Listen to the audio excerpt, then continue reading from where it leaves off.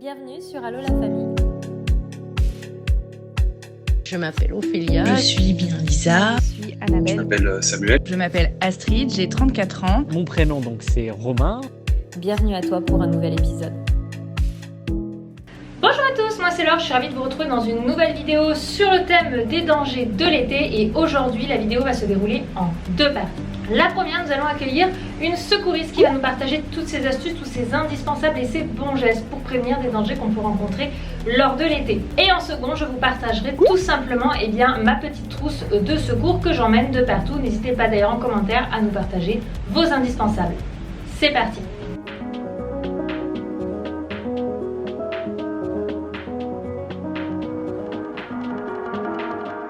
Alors aujourd'hui on accueille une invitée, une professionnelle qui va nous partager plein d'astuces. Bonjour, bienvenue à toi. Bonjour, merci de m'avoir invitée.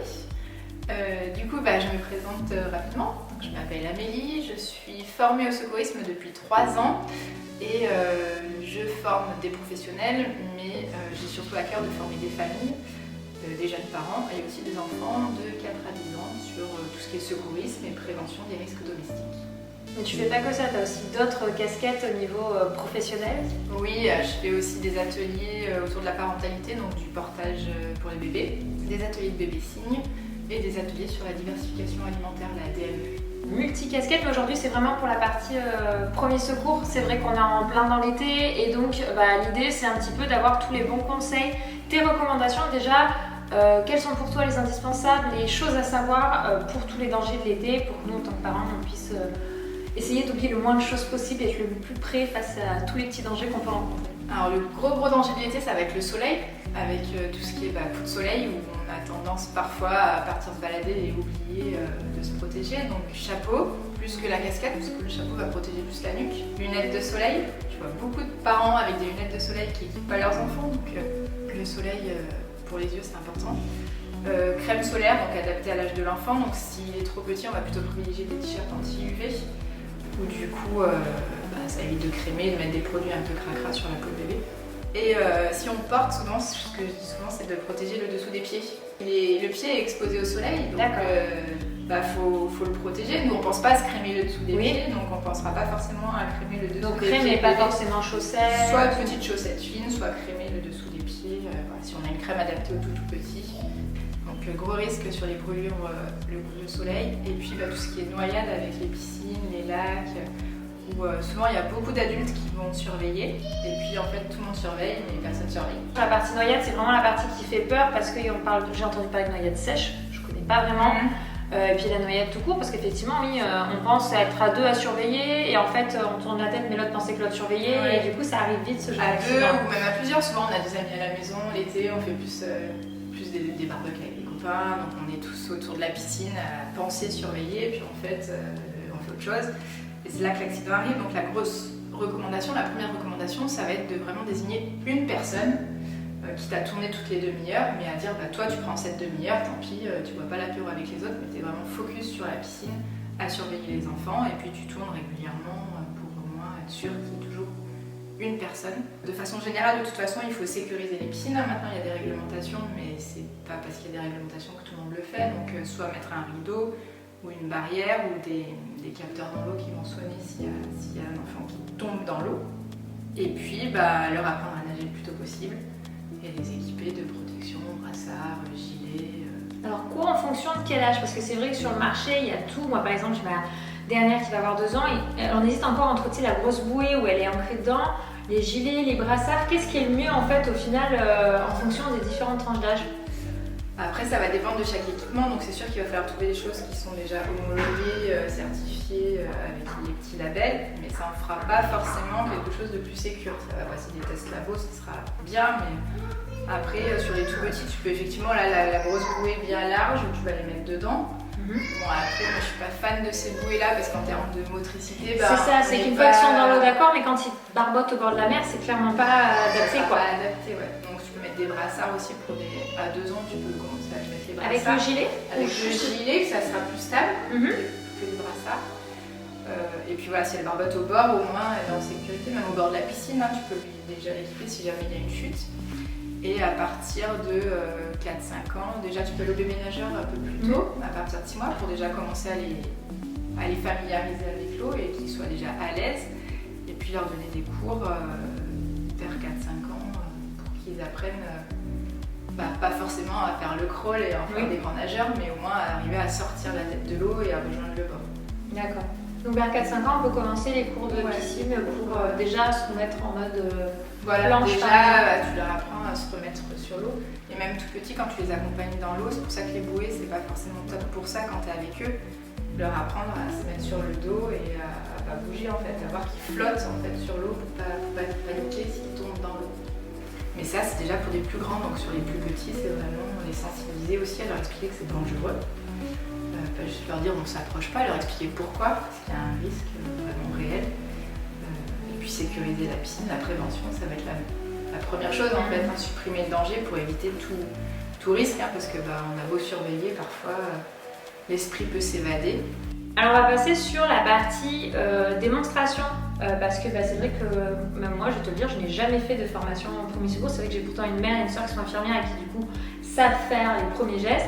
Peut-être que du coup je suis un peu trop reposée sur ça et elles sont pas tout le temps là.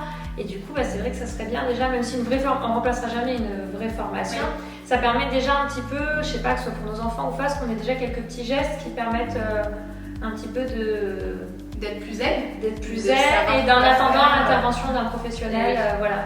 Et oui, parce qu'une fois qu'on aura alerté s'il y a un souci, le temps que les secours arrivent, en moyenne c'est 20 à 30 minutes, donc il faut pouvoir agir avant, parce que parfois il faut agir immédiatement. Je pense souvent à l'étouffement. Un étouffement, il faut agir immédiatement. Donc je te montre sur un nourrisson, du coup j'ai un petit pont. Donc on n'est pas sur les dangers de l'été, mais du coup l'étouffement, barbecue, un saucisson, voilà, tu sais que ça nous arrive. Il y a un petit qui avait avalé un saucisson, il a commencé à devenir bleu. Bon, le papa était médecin, donc il a pu réagir. Mais c'est quand même assez impressionnant. Les barbecues, on peut avoir des belles surprises. Les cacahuètes, les olives à l'apéro, tout ce qui est petit objet rond, en fait, ça va être des choses qui peuvent se bloquer au niveau de la trachée. Il faut d'abord s'assurer que l'étouffement, il est total. Il y a deux types d'étouffement, il y a des totales et des partiels. On appelle un étouffement partiel un étouffement où il y a quand même un petit peu d'air qui passe. Donc si on tousse, s'il y a un bruit, ce sera partiel. Et là, ça va être important d'avoir les bons gestes qui sont du coup d'encourager à tousser. D'accord. Sur un étouffement total, on va pratiquer des tapes dans le dos en première intention, mais si on pratique des tapes dans le dos sur un étouffement partiel, on risque d'aggraver la situation. Donc c'est important de bien faire la différence. Souvent on voit dès qu'il y a un enfant qui commence à faire on lui tape dessus, et là c'est mauvais réflexe. D'accord. Donc important, les gestes que sur du total, donc pas d'air, pas de son. Donc là ce qu'on va faire, c'est qu'on va mettre le bébé à califourchon sur la cuisse. La tête va être plus basse que les fesses, ça va aider du coup l'objet qui est coincé à sortir. Et on va venir faire des tapes dans le dos entre les deux omoplates. Je vais taper avec le talon de ma main. Je tiens la bouche ouverte de bébé. Et je vais faire 1, 2, 3, 4, 5. 1 à 5 claques dans le dos. C'est assez vigoureux. Faut quand même y aller. Faut y aller, d'accord. Ouais. Donc là, on va provoquer la toux en fait en faisant ce mouvement-là pour aider le corps étranger à sortir. Si au bout de 5, bien sûr si c'est sorti avant 5, oui, on s'arrête. Si au bout de 5 c'est pas sorti, on va faire des compressions thoraciques. Donc je retourne bébé, toujours la tête plus basse que les fesses, et je vais venir faire des compressions au niveau de son thorax. Donc là, je vais faire un effet piston pour comprimer les poumons. Vraiment sur. Alors, on prend la jonction des dernières côtes. C'est ça, celui-là. Ok. Tu positionnes 3 doigts à la jonction des dernières côtes et tu enlèves le dernier. Tout est vraiment dans le creux, quoi. Tu es au-dessus, en fait, là. Donc, on va comprimer les poumons pour faire un effet piston pour faire sortir le corps étranger. Donc, le repère, donc 3 doigts, j'enlève celui-là et j'appuie avec la pulpe de 2 doigts. 1 à 5 fois aussi. Et si c'est pas sorti, je recommence mes cycles. Jusqu'à quel âge tu manipules un bébé de cette façon-là? J'ai envie de te dire jusqu'à ce qu'il tienne plus sur ton avant-jambe. D'accord, donc même ma petite de 2 ans qui globalement serait capable de récupérer la tête qui dépasse, si elle a tout le torse qui rentre, je peux. Ouais. Après, quand ils sont plus grands, on va pouvoir les mettre à califourchon sur la jambe comme ça. Et les mêmes gestes. Et les mêmes gestes. Donc à un enfant de 5 ans, on va le manipuler de la même manière. Les compressions thoraciques, on va les faire jusqu'à 1 an. D'accord. Et à partir de 1 an, on va pouvoir faire des compressions, ce qu'on appelle abdominales. D'accord. Donc du coup, on va se placer derrière l'enfant, donc soit à genoux derrière lui. Alors là, moi j'ai pris qu'un poupon. Et on va du coup venir, toujours on prend le repère de nos dernières côtes.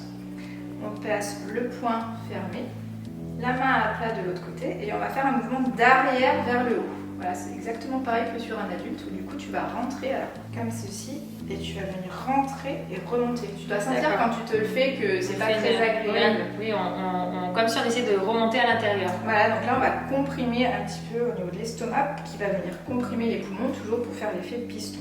Et 5 aussi. 5. Toujours 5. 1 à 5. D'accord.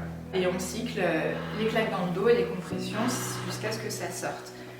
J'ai demandé les stats parce que souvent on me demande et si ça marche pas et si ça marche pas.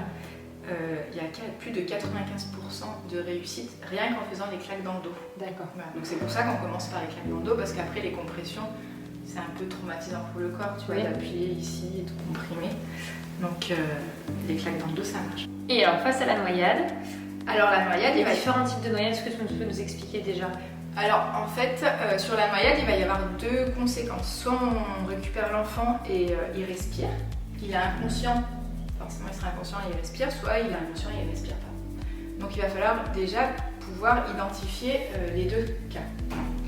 Donc on a récupéré le bébé de l'eau, on va déjà vérifier s'il respire. Donc pour vérifier qu'il respire, on va placer sa tête en position neutre. Donc c'est juste légèrement relevé. Quand on est inconscient, en fait, tous nos muscles se relâchent. Donc la langue va venir se déposer au fond de la gorge. Tu vois, souvent on dit il va avaler sa langue. En fait, on n'avale pas sa langue, c'est juste qu'elle vient se poser au fond de la gorge et elle vient du coup obstruer les voies respiratoires. Donc en mettant le bébé en position neutre, ça va libérer, ça va faire remonter la langue et ça va l'aider à respirer. D'accord. Et donc du coup, je vais pouvoir regarder en me penchant contre lui comme ça. Donc je vais voir son abdomen qui se gonfle et je vais sentir sa respiration avec ma joue au niveau de son nez. Et j'écoute avec mon oreille aussi s'il y a du bruit. S'il y a une respiration, mon bébé est inconscient mais il respire et du coup je vais mettre en position latérale de sécurité, en PLS. Même des tout petits. Tout C'est petit. la même position pour Donc tout du le coup monde. en fait la PLS pour le nourrisson c'est dans les bras, puisqu'il rentre dans mes bras. Donc je le mets sur le côté dans mes bras en maintenant sa bouche ouverte. Et là je prends le temps de le mettre dans cette position et là j'alerte le 15. D'accord. Pareil, jusqu'à 1 an, 2 ans, jusqu'à ce que ça rentre dans les bras. Oui, alors dans les textes on dit jusqu'à 1 an, mais voilà, en gros c'est jusqu'à ce qu'il tienne dans les bras. Après plus grand, on va faire des gestes beaucoup plus techniques où on va le mettre en PLS sur le côté au sol. Du coup, s'il ne respire pas, quand j'ai fait mon examen, quand j'ai vérifié la respiration, si je vois aucun mouvement de l'abdomen, là mon bébé il est en arrêt respiratoire. Donc ça veut dire que son cœur s'est arrêté. Donc ce que je commence à faire, c'est 5 insufflations, ce qu'on appelle des insufflations starter. C'est lui redonner de l'air dans le cerveau, déjà. C'est nous qui donc On va souffler, donc on va faire sur les nourrissons un bouche à bouche à nez. On souffle et dans la bouche et dans le nez, avec juste l'air qu'il y a dans mes joues. Parce que les poumons sont tout petits. 1, 2, 3, 4, 5. Et après, du coup, je vais attaquer le massage cardiaque. Donc, c'est exactement pareil que pour l'étouffement. Donc, la jonction des dernières côtes, 3 doigts, et j'appuie avec la pulpe de 2 doigts. Et là, j'en fais 15. Et après, je continue, je fais 2 insufflations. Il faut penser à alerter. Hein. Souvent, dans la panique, on attaque vite, mais il faut alerter. Si on n'alerte pas, il va manger jamais. Donc, plus tôt on alerte, et mieux c'est. Et on continue jusqu'à l'arrivée des secours. Ou jusqu'à ce que le bébé retrouve un rythme, hein, parce que souvent quand c'est une noyade, le cœur peut repartir.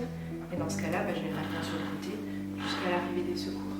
C'est les mêmes gestes pour un enfant de 4-5 ans? Non, ce sera différent. D'accord. Là, on prend pas le nez à ce moment-là. Voilà. Du coup, sur un enfant, on n'aura pas les mêmes... on va basculer la tête un peu plus en arrière, même sur un adulte. Et du coup, il va falloir pincer le nez et on fera juste du bouche à bouche. Et là, pareil, 5, mais peut-être un peu 5 starters et après on est sur 15, 2. 15. D'accord. Et tout ce qui est chute aussi, parce que le bord des piscines, des fois ils courent et ils tombent. Eh oui. Enfin, on leur dit de pas courir, mais les margelles finalement ça glisse. Et il y a un choc. Pareil, quelles qu'on doit les limites, à quel moment consulter Alors c'est un peu pareil que l'insolation, hein. Si tu vois qu'il y a des propos un peu incohérents, que l'enfant il a un changement d'attitude, tu vas peut-être demander un avis médical. Si dès qu'il est tombé, il a très mal une jambe, un bras, tu dis peut-être qu'il s'est cassé quelque chose. Donc du coup, ce qu'on fait, c'est qu'on ne mobilise pas le membre qui est atteint. On mobilise, On le bouge pas en fait. C'est pas on l'empêche de bouger en le maintenant, c'est qu'on le laisse, on ne le touche pas et on lui dit de rester allongé, pas bouger. Et on alerte le secours.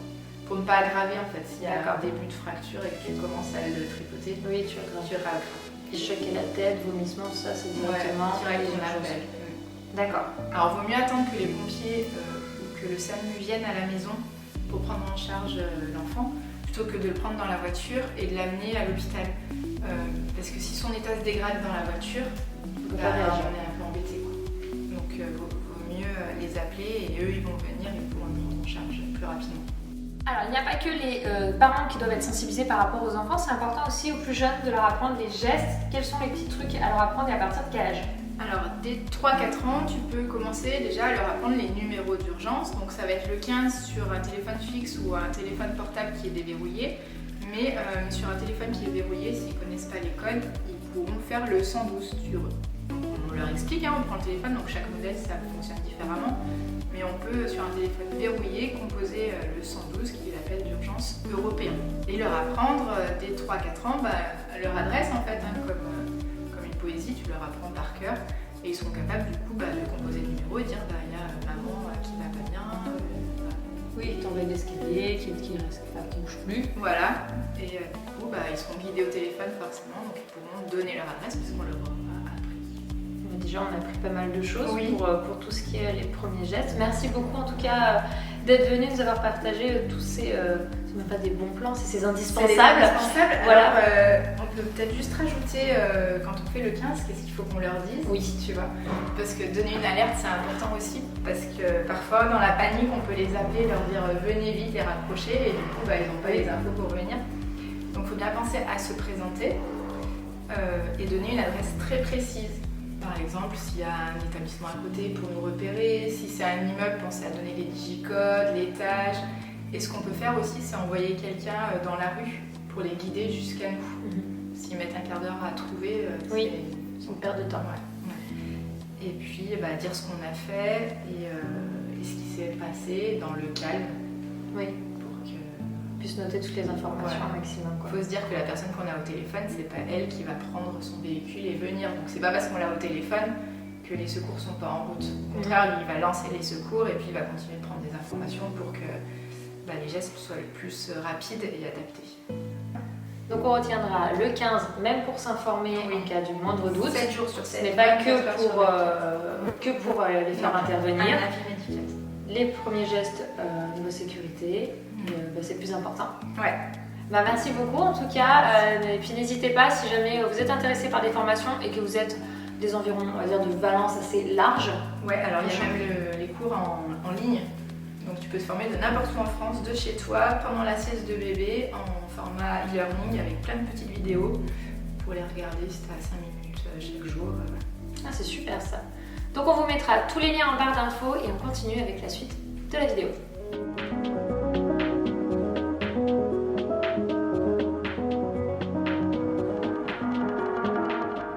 C'est parti pour la partie petite trousse de secours. Donc moi j'en ai deux. J'en ai une que je mets toujours dans notre voiture parce que c'est vrai que nous on se déplace énormément en voiture, qu'on va chez des amis en extérieur, etc. C'est très pratique.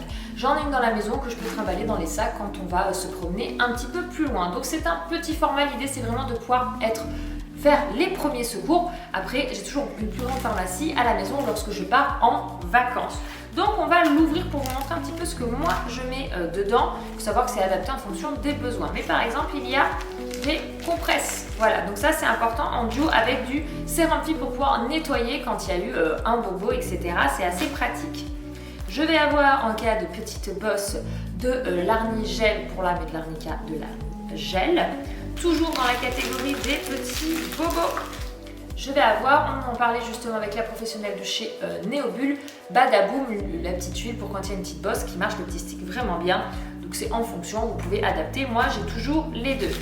Je vais avoir une petite bande, voilà, en cas de blessure, etc. Par exemple, vous pouvez mettre une compresse quand c'est un bobo un peu plus large et on fixe la compresse avec le bandage. Je vais avoir une autre crème qui est en cas de piqûre d'insectes. Donc là, c'est Onctose. C'est pour les plus de 30 mois, puisque jusque-là, pour Abigail, je n'avais pas forcément besoin, mais je pourrais en prendre une pour des plus jeunes. Je vais avoir aussi un petit pack antiseptique. Donc je trouve ce petit kit génial. Je l'avais trouvé en pharmacie, puisqu'en fait, ça ressemble à une sorte de petit coton-tige qu'on casse et ça permet en fait tout simplement de pouvoir aseptiser une zone, une blessure, etc. C'est sans alcool, c'est parfait pour les tout petits. Je vais avoir bien sûr des pansements, voilà, en cas d'ampoule, etc. Et en dernier, moi, j'ai des sachets de réhydratation. Hop, comme ceci. Donc là, c'est pour les 0-36 mois, c'est pour les tout petits. Parce que en cas d'insolation ou autre, de grosse chaleur, ça peut être bien de pouvoir réhydrater. Voilà. Donc ça, c'est vraiment le petit format. En gros, avec ça, je pars au premier bobo, aux premières piqûres. Et après, toujours si besoin, ne pas hésiter à aller en pharmacie, consulter un médecin, appeler le 15, comme vous disiez si bien, la professionnelle, pour toujours s'assurer qu'on n'a pas forcément besoin de se déplacer aux urgences ou au contraire de devoir s'y rendre. Enfin, voilà, c'était ma petite trousse de secours. Et voilà, la vidéo est terminée, j'espère qu'elle vous aura plu, qu'elle vous aura appris des choses. N'hésitez pas à nous faire vos retours en commentaire et on vous répond tout bientôt.